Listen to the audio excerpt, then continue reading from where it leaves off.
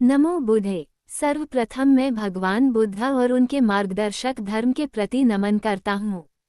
साथ ही उन सभी गुरुजनों को प्रणाम जिन्होंने हमें जीवन में शांति, करुणा और समझ का मार्ग दिखाया।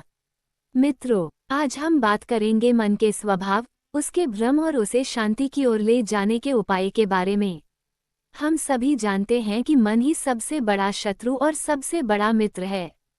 यदि इसे समझा जाए और नियंत्रित किया जाए तो जीवन सुख और शांति से भर जाता है। तो आज हम समझेंगे मन का स्वभाव और उसकी चुनौतियाँ। मन हमेशा भटकता है। ये किसी जंगल के जंगली बंदर की तरह है। इधर उधर कूदता रहता है, कभी क्रोध, कभी मोह, कभी लालच। हम रोजमर्रा की जिंदगी में कई बार अनुभव करते हैं कि हमारा मन शांति नहीं देता। हम चिंता करते हैं, दुख अनुभव करते हैं और असंतोष का सामना करते हैं। उदाहरण के तौर पर हम आपको एक छोटी सी कहानी सुनाते हैं।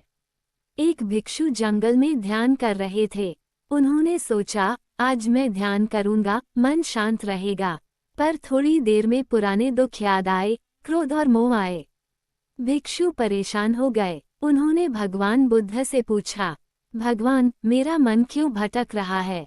भगवान बुद्ध ने मुस्कुराते हुए कहा, मन बहती नदी की तरह है। यदि नाव को सही दिशा में चलाओगे तो पार पहुंच जाओगे। इसे छोड़ दोगे तो बहाव में बह जाएगा। ध्यान और धर्म से इसे जीतना संभव है। अब हम आपको मन को शांत करने के 5 उपाय बताएंगे। प्रथम उपाय है कल्याण मित्र संगति। अपने आसपास ऐसे लोग रखें जो धर्म और करुणा में विश्वास रखते हों। अच्छे मित्रों का संग मन को अशुद्ध विचारों से दूर रखता है। दूसरा उपाय है आचार और नियम पालन। छोटे छोटे नियम अपनाएं। झूठ न बोलें, किसी का अपमान न करें, अपने कर्मों में स्थिर रहें। तीसरा उपाय है धर्म का अध्ययन और कथा। फालतू बातें छोड़कर धर्म का अध्ययन करें। सुनने के बाद जीवन में अपनाएं। इससे मन मजबूत और शांत रहेगा। चौथा उपाय है वीर्य और प्रयास। फालतू बातें छोड़कर धर्म का अध्ययन करें। सुनने के बाद जीवन में अपनाएं। इससे मन मजबूत और शांत रहेगा। पांचवा और अंतिम उपाय है ज्ञान। धर्म और ध्यान का ज्ञान अपने मन में उतारें। सोचें क्या सही है, क्या गलत। इससे मन भ्रमित नहीं होता। अब हम आपको एक प्रेरणादायक कहानी सुनाएंगे। एक साधारण व्यक्ति था। उसके पास सब कुछ था, घर, पैसा, परिवार, लेकिन वो हमेशा दुखी रहता। क्यों? क्योंकि उसका मन अशांत था। लोभ और ईर्ष्या ने उसे घेर लिया। वह दूसरों से अपने आप को तुलना करता और निराश होता। एक दिन उसने ध्यान करना शुरू किया। पहले मुश्किल थी, मन बार बार भटकता, लेकिन धीरे धीरे ध्यान, प्रज्ञा और अपने भीतर की शांति से उसने मन को नियंत्रित करना सीखा। अब वो व्यक्ति हर परिस्थिति में शांति और संतोष का अनुभव करता है। अब आप सोच रहे होंगे ध्यान करने से क्या लाभ मिलता है। हम आपको बताएंगे ध्यान का महत्व। ध्यान केवल बैठना नहीं है, यह मन को देखने और समझने की कला है। ध्यान से हम अपने विचारों को पहचानते हैं। हमें समझ आता है कि कौन सा विचार हमें दुख दे रहा है। हम धीरे धीरे अपने मन को मित्र बना लेते हैं। अब सवाल उठता है कि ध्यान करने का अभ्यास कैसे करें। आइए हम आपको बताते हैं।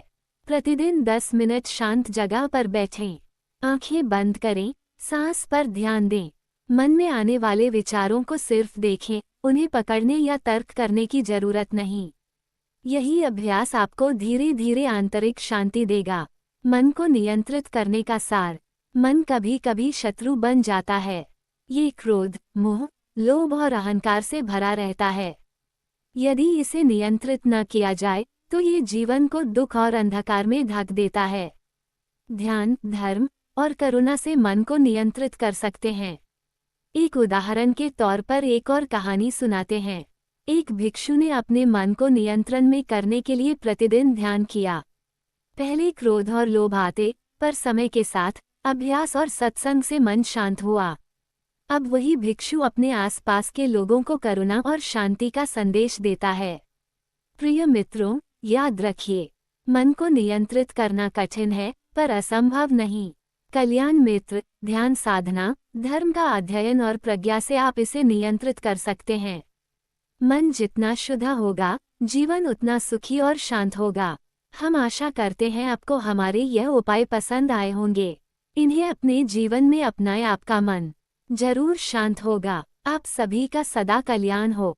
नमो बुद्धे।